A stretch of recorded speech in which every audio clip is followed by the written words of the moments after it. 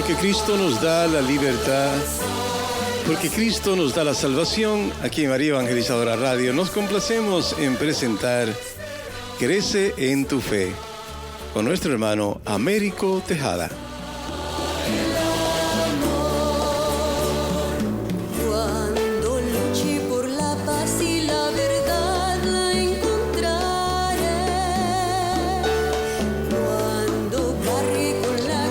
Saludos en este glorioso día y bendiciones a los radios creyentes que escuchan María Evangelizadora Radio, que están sedientos de la palabra de Dios. Les envía un saludo a su hermano Américo Tejada, de la parroquia San Simón Stack, San José, que está localizada en el Bronx y pertenece a la arquidiócesis de Nueva York. Estamos aquí todos los miércoles de 4 a 5 p.m. y los sábados de 9 a 10 a.m., hora de Nueva York. Si se quieren poner en contacto con su servidor, pueden llamarme al 1-718-933-5299 o mandarme un mensaje de texto por WhatsApp al 1-917-860-3678. En este segmento de estudio bíblico titulado Crece en tu Fe, estamos estudiando una obra titulada Jesucristo nuestro Salvador. La Iglesia Católica explica cuál es el proyecto de Dios para el hombre cuando dice: Dios, infinitamente perfecto y bienaventurado en sí mismo, en un designio de pura bondad, ha creado libremente al hombre para hacerle partícipe de su vida bienaventurada. Esta realidad constituye una maravilla del amor de Dios que deberíamos tener siempre ante nuestros ojos y no olvidarla jamás. Sin embargo, parece que este mundo tan secularizado y autosuficiente no espera ni confía alcanzar una vida feliz, plena y eterna, y parece tener miras más cortas y materiales, como conseguir el relativo bienestar que le puede proporcionar la ciencia, la técnica o el progreso humano. Un bienestar siempre temporal y caduco, de tal modo que la figura de Dios y de la vida eterna no entra en el horizonte de ellos. Pero la Santa Madre Iglesia nos dice que Jesucristo es el camino que Dios ha elegido para conseguir sus fines y superar todos los obstáculos. Él nos muestra aún más la maravilla de su amor misericordioso hacia nosotros con Jesús. Sí, o sea que con Jesús sí podemos alcanzar nuestro bien y felicidad para siempre. Estos estudios bíblicos pretenden facilitar un cierto conocimiento de la admirable riqueza y profundidad del misterio de Cristo. Vamos a comenzar este segmento con una oración y lo hacemos en el nombre del Padre, del Hijo y del Espíritu Santo. Señor, que todo lo que hagamos este día inicie con tu bendición y termine con tu ayuda. Que todo lo que digamos este día sea motivado por tu amor e inspirado por tu gracia. Que nuestras obras de este día reciban tu inspiración y perduren en tu paz. Todas estas cosas, Padre Celestial, te las pedimos en el dulce y poderoso nombre de tu Hijo Jesús, que vive y reina en unión del Espíritu Santo, quien es Dios, por los siglos de los siglos. Amén. Los créditos de estudios bíblicos son dados al Padre Vicente Ferrer Barrientos y a la Biblia de Jerusalén que estamos usando para estos estudios bíblicos. En el segmento anterior estábamos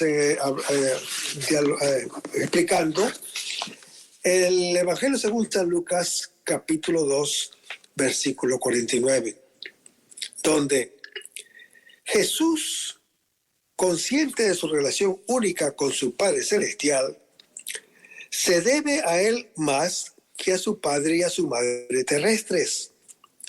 Las primeras palabras del Señor que recoge San Lucas manifiestan claramente su filiación divina. Jesús, como afirma San Ambrosio, no le reprende porque le busquen como hijo, sino que les hace levantar los ojos de su espíritu para que vean lo que se debe a aquel de quien es hijo eterno. Ahora revelará a lo largo de su vida narrada en la continuación del Evangelio. Ella se desarrolla con una peregrinación a Jerusalén, donde su sabiduría lo lleva y lo detiene necesariamente. El relato anticipa el viaje pascual de Jesús. A esta revelación fulgurante del misterio de Jesús en el templo de Jerusalén le sirve como un marco el misterio de su vida humilde y cotidiana en Nazaret, su escuela de sabiduría. 3 veces en el año, las celebraciones llaman a Jerusalén a los peregrinos. En la Pascua, en Pentecostés y en la fiesta de las tiendas. El que vive lejos puede ir una sola vez. Jesús se incluye en la obediencia de su familia a la ley del Señor y va a celebrar su Pascua. Ya había estado en el templo 12 años antes para ser ofrecido a Dios. Ahora vuelve allí. Terminados los días de la Pascua, Jesús no vuelve atrás. Los otros tendrán que regresar para evangelizarlo, pero el misterio de haberse quedado en Jerusalén, para regresar para encontrarlo, no evangelizarlo, tendrán que regresar para encontrarlo, pero el misterio de haberse quedado en Jerusalén no es reconocido por los suyos. El hijo que se había perdido es encontrado después de 3 días en el santuario, sentado, mientras solemnemente adoctrina en la palabra de Dios a aquellos que eran maestros de la palabra, dando respuestas llenas de sabiduría que asombra a todos. Al verlo los suyos quedan sorprendidos y le cuentan todo el dolor de la pérdida y el ansia de la búsqueda. Jesús no reprocha por la búsqueda, reprocha por el modo propio de los que no saben y no comprenden el designio del Padre. Aquí Jesús nombra por primera vez al Padre, al cual se dirigirá directamente en el futuro en la alabanza. Él debe estar en las cosas del Padre, porque es el Hijo, escucha y responde a lo que el Padre ha dicho. Otro foco de atención de algunos teólogos del siglo XX ha sido si en Cristo hay un único yo, considerado como centro de la autoconciencia de la personalidad psicológica, o hay un yo humano distinto del yo propio del Hijo de Dios. Si nos fijamos en la palabra yo en labios de Jesús, palabra que expresa su autoconciencia, comprobaremos que en los evangelios nunca aparece un yo humano de Jesús y otro yo del Hijo de Dios. Nunca se siente y se muestra como un hombre distinto del Hijo de Dios.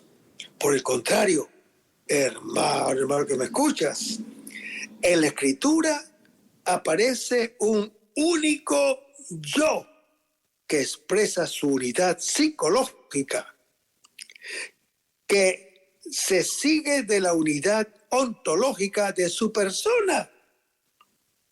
Él es y se sabe un solo sujeto, el Hijo de Dios eterno, que es también hombre. Cuando dice, ahora Padre, glorifícame a tu lado, o sea, en mi humanidad, como dice Jesús, con la gloria que yo tenía junto antes que el mundo existiera, como Hijo eterno de Dios. Eso lo dice en Juan capítulo 17. Asimismo, es muy significativa la expresión yo soy, utilizada por Jesús, que recuerda la respuesta dada por Dios a Moisés cuando dice, yo soy el que soy. Así responderás a los hijos de Israel, yo soy, me manda a vosotros. En Éxodo capítulo 3, versículo 14. Hermanos, Moisés expone una nueva dificultad para su misión. No conoce el nombre de Dios, que lo envía a Egipto. Surge así la revelación del nombre Yahweh. Podemos creer que Dios rehúsa desvelar su esencia. El nombre divino indica al que es por esencia, a aquel cuya esencia es ser. Yo soy el que soy. Pero hay que entender, yo soy el que es. Hermanos, lo que se afirma a la vez la misteriosa trascendencia de Dios y su actividad en la historia de los hombres y de su pueblo. En Israel, este nombre quedará sin ser pronunciado jamás, como el del único Dios vivo. Vayamos a las Escrituras. Yo, Yahvé, ese es mi nombre. Mi gloria a otro no cedo, ni mi presa a los ídolos. Lo dice en Isaías, capítulo 42. La otra tradición, siguiendo a la tradición de los 70, ha reflexionado mucho sobre el ser absoluto de Dios. Leamos. Yo soy el Alfa y el Omega, dice el Señor Dios, aquel que es, que era y que va a venir, el Todopoderoso. Y lo puede leer en el libro del Apocalipsis, capítulo 1. En época tardía, hacia el siglo IV antes de Cristo, por reverencia se evitó pronunciar el nombre de Yahvé, sustituyéndolo en la lectura del texto sagrado por Adonai, que significa mi Señor. La versión griega lo traduce por Kyrios. Kyrios, y la latina por Dominos. Con este título será proclamado o proclamada la divinidad de Jesús, el Señor. Jesús se aplicará a sí mismo la expresión yo soy en Juan capítulo 8 y también está en muchos otros capítulos del Evangelio según San Juan. Por ejemplo, si no creeréis que yo soy, moriréis en vuestros pecados. Y esto lo dice en Juan capítulo 8.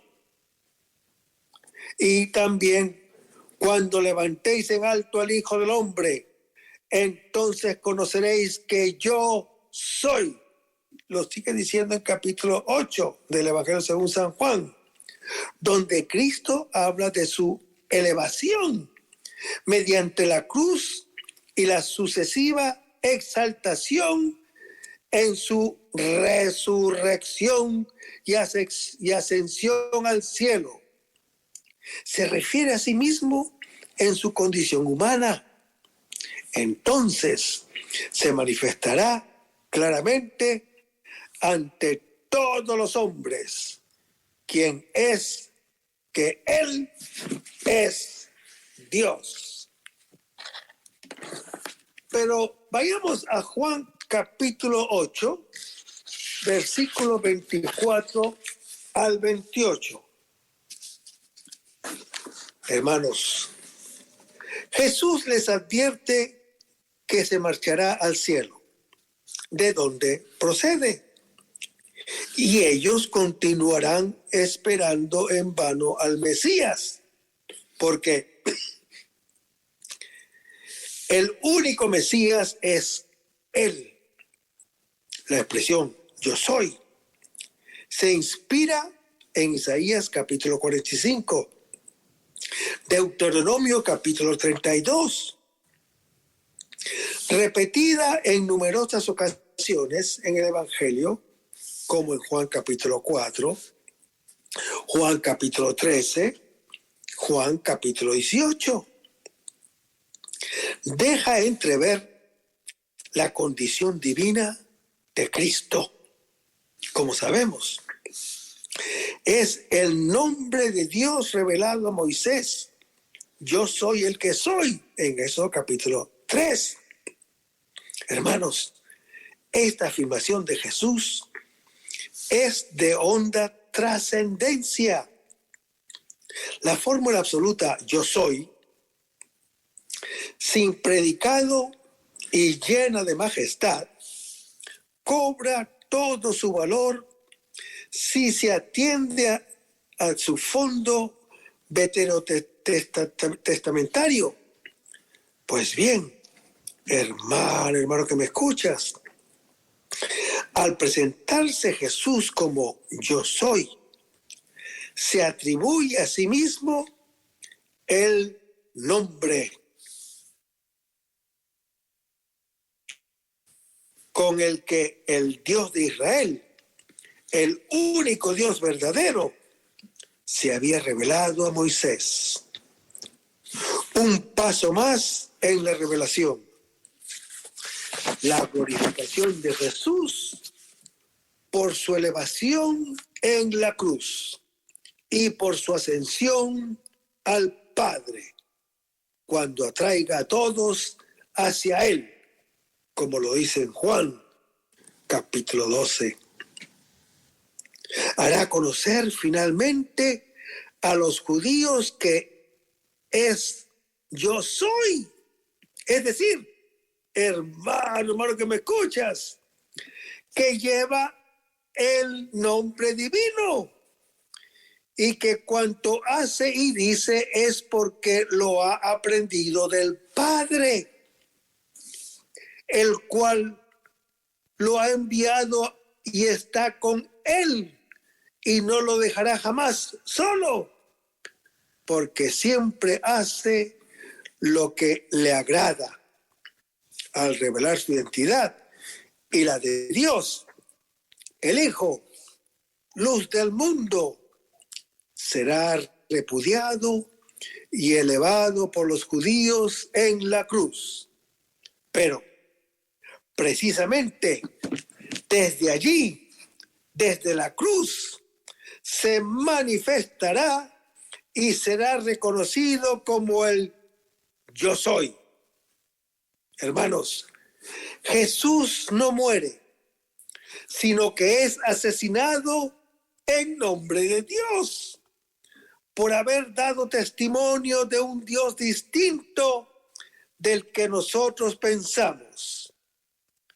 Él es el Hijo de Dios que nos muestra el verdadero rostro del Padre, que es amor y servicio, perdón y salvación para todo perdido. Significa fallar, errar el blanco. El pecado por excelencia es la idolatría, la falsa imagen de Dios, que hace que la vida se oriente en dirección contraria a la suya. Pecado que procede de la mentira antigua que muestra a Dios como un patrón celoso de sus prerrogativas, celoso y envidioso de cualquier otro. La muerte que de allí deriva no es castigo de Dios, sino paga del pecado, según Romanos capítulo 8. Sobre si Jesús no tiene nada que añadir, es imposible decir más de lo que ha dicho con la expresión yo soy. En cambio, habría muchas cosas que decir de sus oyentes, pero no lo hace porque Él no juzga a nadie. Ha venido a salvar, no a juzgar. Para completar el conocimiento de Cristo en cuanto hombre, veremos ahora la voluntad humana de Jesús y otros rasgos de su perfecta humanidad. También aquí examinaremos los problemas que surgieron históricamente para entender mejor el sentido y el alcance de la doctrina definida por la Iglesia en esas ocasiones. Como Cristo tiene dos naturalezas perfectas, también tiene dos modos de querer. Uno es divino, común a toda la Trinidad, y el otro es humano. Ahora estudiaremos solo su voluntad humana. El monoerguismo. El patriarca Sergio de Constantinopla, a comienzos del siglo VII, para ganarse a los monofisistas que no habían desaparecido con el concilio de Calcedonia, sino que seguían todavía muy activos, enseñó que Cristo, aunque tuviera dos naturalezas, tenía una única operación, pues opinaba que el obrar o el actuar proviene de la persona que es una sola en Cristo. El monoergismo o monoergitismo también lo sostenía el emperador Heraclio, por lo que alcanzó bastante fuerza. Esta opinión fue combatida con fuerza, destacando en esto especialmente Máximo el Confesor. El monotelismo, ante la polémica suscitada, el emperador Heraclio, que buscaba la unidad religiosa para salvaguardar la solidez ya minada del imperio, dejó de hablar del monoerguismo y pasó a sostener que había sido una sola voluntad en Cristo. Y en el año 638, con un edicto, impuso el monotelismo a toda la Iglesia. Atribuía a Jesús una única voluntad, pues, según él, su voluntad humana estaría movida por la voluntad divina sin que tuviera un propio querer humano. justificaba su tesis aduciendo que los santos padres enseñaron que en Cristo la naturaleza humana era instrumento de la divina o de la divinidad, y como un instrumento no se mueve por su voluntad, sino por la voluntad del quien lo utiliza, concluía que Cristo no poseía una voluntad humana. Máximo, el confesor, consiguió que el Papa Martín I condenara los errores del monotelismo y del monoerguismo. El Concilio III de Constantinopla, que fue llevado a cabo el año 681, nos dice que cuando murió Heraclio y cambió la situación político-religiosa del imperio, se convocó un concilio ecuménico. Este concilio, sexto ecuménico y tercero de Constantinopla, condenó el monoteísmo y el monoerguismo y definió solemnemente que en Cristo se dan dos voluntades naturales y dos operaciones naturales sin división, sin cambio, sin separación, ni siquiera sin confusión. Hermanos, para este concilio, la afirmación de las dos naturalezas en Jesucristo necesariamente lleva consigo la confesión de dos voluntades y de dos modos de actuar naturales, pues sus principios son las naturalezas correspondientes. Una naturaleza humana sin una efectiva voluntad y operación propias no sería íntegra, y Cristo no sería perfecto hombre. Por eso, aplicó a las voluntades y a las operaciones de Jesús los términos que Calcedonia había aplicado a las dos naturalezas, sin división, sin cambio, sin separación, sin confusión.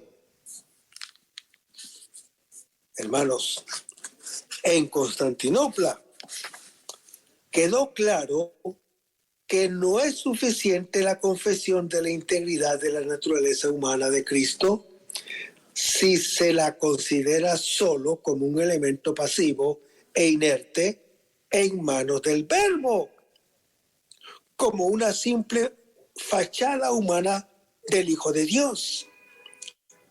También enseñó este concilio que esas dos voluntades y modos de actuar de Cristo no se contraponen, sino que se dan unidos. Lo humano está sujeto y sigue a lo divino.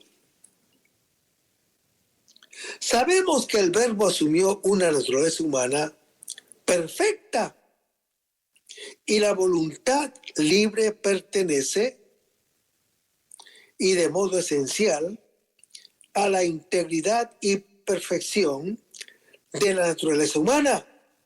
Por tanto, hermano que me escuchas, Jesús tiene una voluntad racional humana, la facultad que inclina al hombre hacia el bien conocido por la inteligencia. Ciertamente, la persona es quien quiere y actúa, pero lo hace según la forma y poder de su naturaleza. Por tanto, Jesucristo es el que quiere, según cada una de sus dos naturalezas, tiene un querer divino común con el Padre y el Espíritu Santo, propio de la naturaleza divina, y tiene otro querer humano, propio de la naturaleza humana asumida. que no comparte con el Padre y el Espíritu Santo. Los monoteletas pensaban que la humanidad de Cristo era un instrumento del Verbo que únicamente era movido por la divinidad y no se determinaba por sí mismo. Pero se equivocaban. ¿Y de qué modo se equivocaban? Porque la humanidad de Jesucristo es un instrumento racional y libre, no inerte o inanimado, que se mueve según su propio modo de ser. Jesús se mueve por su propia voluntad humana a seguir el querer divino. Hermanos, la libertad humana de Cristo aparece explícitamente señalada en algunos textos del Nuevo Testamento. Por ejemplo, cuando dice, doy mi vida para tomarla de nuevo, nadie me la quita, sino que yo la doy libremente. Tengo potestad para darla, y tengo potestad para recuperarla, como está en el Evangelio según San Juan, capítulo 10, versículos 17 y 18, donde Cristo tiene en sí mismo la vida que recibe del Padre, como está en Juan capítulo 1. Y según el designio del Padre, dispone de ella libremente por amor, como está en Juan capítulo 12. Al entregar Jesús su vida, es para tomarla de nuevo. Esa entrega es voluntaria y soberanamente libre. Nadie se la quita.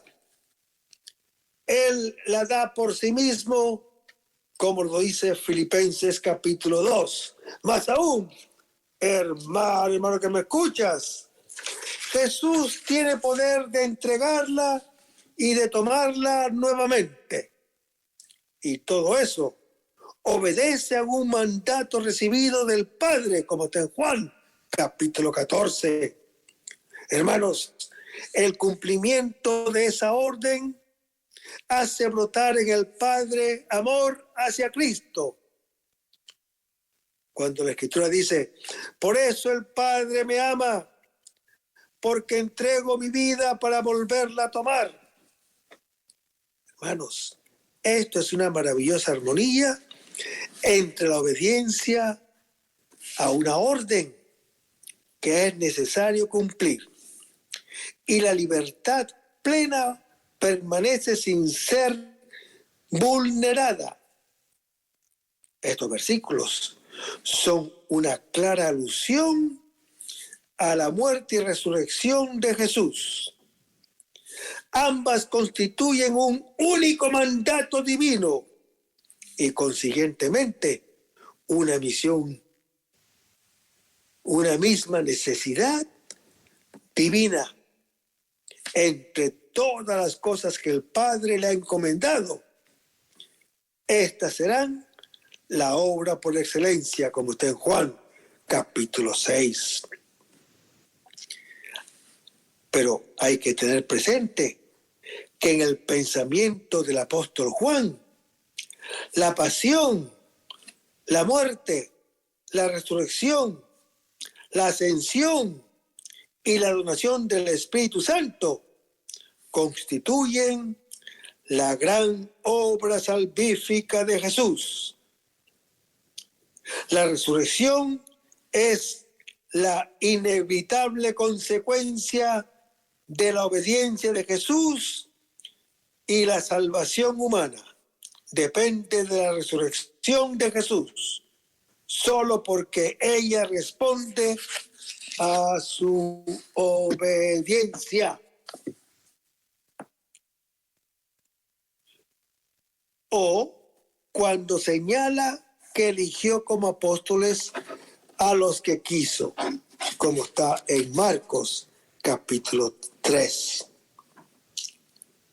La existencia de una libertad humana también es señalada implícitamente cuando dice que Jesús obedeció a su Padre o que se ofreció por nosotros en sacrificio, como lo dice el apóstol Pablo en su epístola 5, o que mereció su exaltación gloriosa con la humillación de su pasión, como está en Filipenses capítulo 2. Y sin libertad no es posible obedecer y merecer.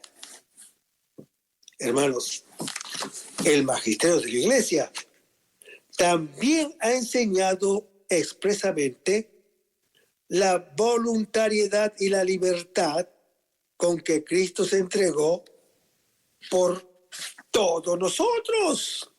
Ahora bien, si antes dijimos que Cristo era impecable, que no podía pecar, ¿cómo decimos ahora que era libre? Realmente no hay oposición entre esas dos afirmaciones.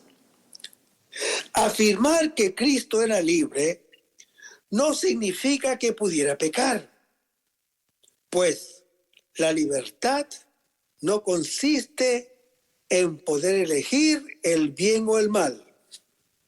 Así como el error no perfecciona la inteligencia ni es conforme a ella, elegir el mal o pecar no perfecciona la voluntad ni es conforme a ella, aunque muestra que el hombre es libre. La libertad consiste en el modo que tiene la voluntad de querer el bien, en querer el bien por sí misma y no arrastra por ningún otro factor interno o externo, como dice este gran santo de la Iglesia Católica, Santo Tomás, cuando dice: libre es el que es causa de sí mismo. Hermanos, en el tercer concilio de Constantinopla se confiesa que la voluntad humana de Cristo siempre sigue a su voluntad divina sin hacerle resistencia ni oposición, sino que, por el contrario, esta siempre está siempre subordinada a esa voluntad omnipotente. No se dan en Cristo dos quereres opuestos. Efectivamente, las Sagradas Escrituras señalan que el querer humano de Jesús no es otro que lleva a cabo el querer divino. Cuando dice: he bajado del cielo no para hacer mi voluntad, sino la voluntad de aquel que me ha enviado, cuando lo dice en Juan capítulo 6. Hermanos, ya desde el momento de entrar en este mundo, Jesús dice, las Escrituras, heme aquí que vengo para hacer, oh Dios, tu voluntad. Y lo dice Hebreos capítulo 10. Siempre vivió de la voluntad del Padre, como está en Juan capítulo 4. Y fue obediente hasta la muerte y muerte de cruz, como lo dice Filipenses capítulo 2. Precisamente por esta obediencia libre de Jesús, todos nosotros somos justificados, como está en Romanos capítulo 5, versículo 19.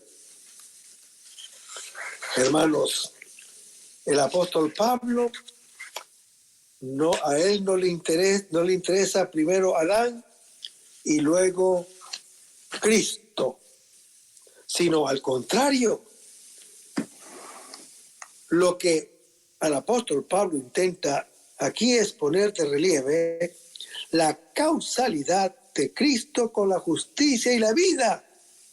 Y para poner esto de manifiesto, acude a la causalidad universal de Adán respecto al pecado. Entre Adán y Cristo hay una semejanza, sí. Y es que uno y otro ejercen una verdadera causalidad respecto de todos los hombres. Ahora, veamos una cosa, pero entre Adán y Cristo hay una radical diferencia. Veamos en el caso de Adán. Por un delito, por el pecado de uno solo, vino un juicio condenatorio, la cual consistió en que todos murieron. Y así la muerte reinó por uno solo. Ahora, en el caso de Cristo, el don gratuito, la gracia de Dios a través de un solo hombre, Jesucristo, abundó para todos. Y ese don, no después de una sola falta, sino después de incontables delitos, a través de los siglos, culminó en la justificación, y así el antiguo reinado de la muerte será sustituido por el reinado en la vida, en referencia escatológica de aquellos que han recibido la abundancia de la gracia. Y es donde la justicia, y todo por uno solo, Jesucristo.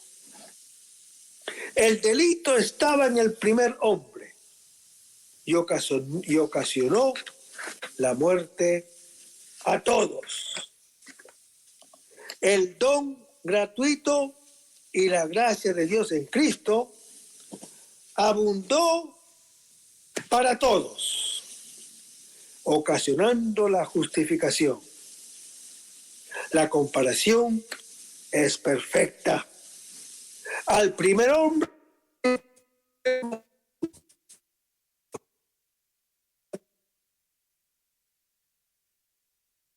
papel de la naturaleza humana de Jesús.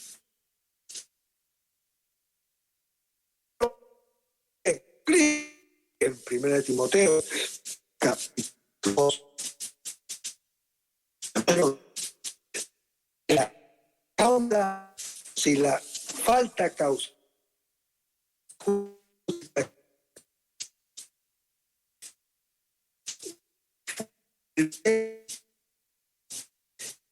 para precisar el consorte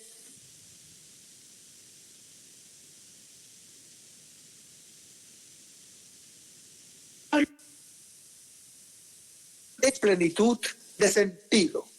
No solamente designan la realidad física, sino juntamente con ella denotan una realidad espiritual. El delito de Adán fue causa de la muerte física de los hombres, pero como consecuencia de una muerte principalmente espiritual y eterna, es decir, la pérdida de la salvación y de la separación definitiva de Dios, como está descrito en el Salmo número 2. En cuanto a la vida, todos los hombres reciben de Cristo la vida espiritual y eterna en el momento presente. Y en el futuro recibirán también la vida física del hombre glorificado. El delito de Adán consistió en una desobediencia, y que el acto justo de Cristo fue un acto de obediencia a Dios. En esto, el apóstol Pablo insiste en el aspecto interno de la acción de Cristo, como lo dice en Filipenses capítulo 2. Posiblemente en el pensamiento del apóstol Pablo hay una referencia al siervo de Yahvé que describe el profeta Isaías en su capítulo 53. Hermanos, Cristo entregó su vida por obediencia a un mandato de su Padre, y nos lo dice en Juan capítulo 10. El verbo constituir puede ser tomado en dos sentidos: solamente declarar o efectivamente hacer, si se admitiera el primer sentido. La justificación no cambia al hombre intrínsecamente, no lo hace en verdad justo, solo lo declara tal. Es una justicia solamente imputada, una justicia declarativa. Este sentido minimizante no parece ser el del apóstol Pablo. El contexto exige más bien mantener el sentido fuerte de hacer, de convertir, de ser, como lo dice Santiago capítulo 4 y Primera de Pedro capítulo 1. Por el pecado de Adán, no solo se ha imputado la pena de muerte, sino que se ha experimentado la muerte misma. Y en cuanto al pecado, este, de hecho, ha invadido a la humanidad. De la misma manera, al tratar de la justicia, la justificación es real e intrínseca al hombre. La justicia salvífica divina hace justo al hombre. El hombre pecador es transformado en justo. En cuanto al tiempo futuro, serán constituidos. No se trata del tiempo escatológico de la parusía. Habla de los que reciben, por tanto, el verbo en futuro denota la participación subjetiva en cada hombre. En el discurso de los siglos, de la redención objetiva obrada de una vez por Cristo. Aunque el tercer concilio de Constantinopla afirma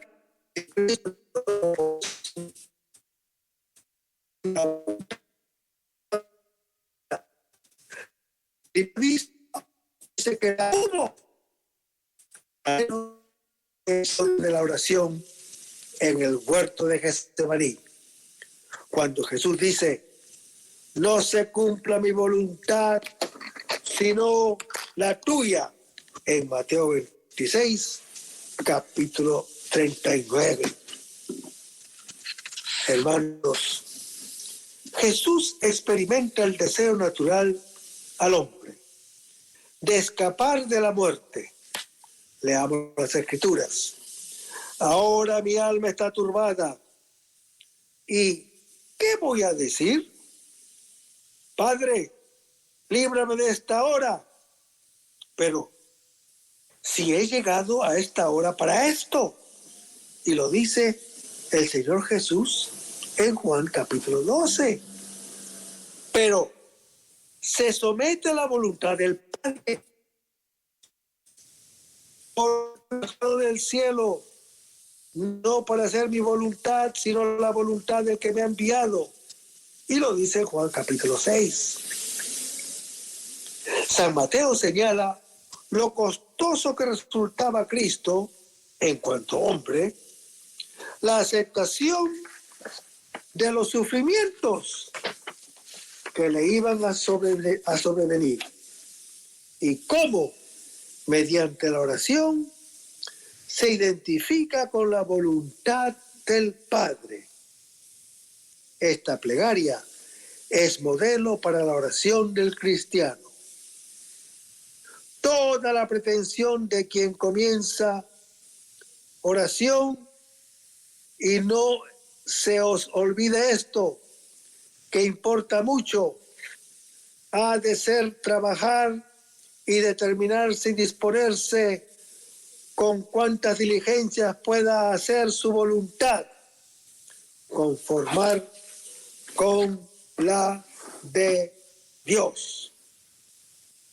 Hermanos, para entender este pasaje, hace falta explicar que en Jesús su inclinación natural o su sensibilidad a las que a veces también llamamos voluntad, podían inclinarse hacia algún bien distinto del querer divino, pero estaban enteramente sometidas a él por el acto libre de la voluntad racional, que es la facultad que llamamos propiamente voluntad humana.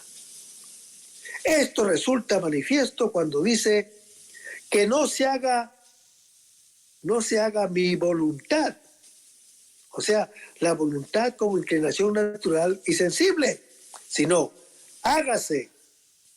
Este es el acto de la voluntad como la elección libre y racional, la verdadera voluntad humana. Hágase la tuya, o sea, la voluntad divina, como está en Mateos, capítulo 26. Así pues, Cristo posee dos voluntades, no opuestas, sino cooperantes, de forma que el Verbo hecho carne, en su obediencia al Padre, ha querido humanamente todo lo que ha decidido divinamente con el Padre y el Espíritu Santo para nuestra salvación. Ya hemos dicho que el monogenismo propugnaba un solo actuar de Cristo, que llamaba divino o humano, y humano. De modo que su humanidad sería un instrumento pasivo sin una acción propia, como una marioneta de la divinidad, y fue condenado en el tercer concilio de Constantinopla, que confesó dos acciones naturales en Cristo, sin división, sin conmutación, sin separación, sin confusión, en el mismo Señor nuestro Jesucristo, nuestro verdadero Dios. Esto es una operación divina y otra operación humana. Ya lo había dicho San León Magno de Jesús con ocasión del monofisismo, cuando dice: una y otra naturaleza actúa con comunicación de la otra, lo que es propia de ella, es decir, que el Verbo obra lo que pertenece al Verbo y la carne ejecuta lo que le toca a la carne. Hermanos, vamos a seguir en sintonía porque esto está preciosísimo. Sigan en sintonía en el próximo segmento para seguir estos estudios bíblicos. Vamos a terminar con una oración, lo hacemos en el nombre del Padre, del Hijo y del Espíritu Santo.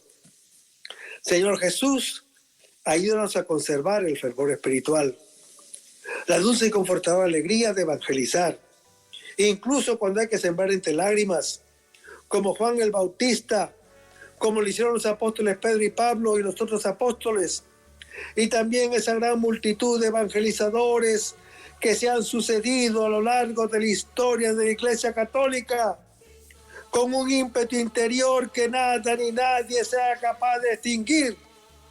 Señor Jesús, que sea esta la mayor alegría de nuestras vidas entregadas al Evangelio. Y ojalá que el mundo actual pueda así recibir la buena nueva de tu Evangelio, porque tenemos la tarea de anunciar el reino de Dios y de implantar tu iglesia en este mundo que todavía no te conoce. Todas estas cosas, Padre Celestial, te las pedimos en el poderoso nombre de tu Hijo Jesús, que vive en la unión del Espíritu Santo, quien es Dios, por los siglos de los siglos. Amén. Hasta el próximo segmento. Que el Señor los bendiga.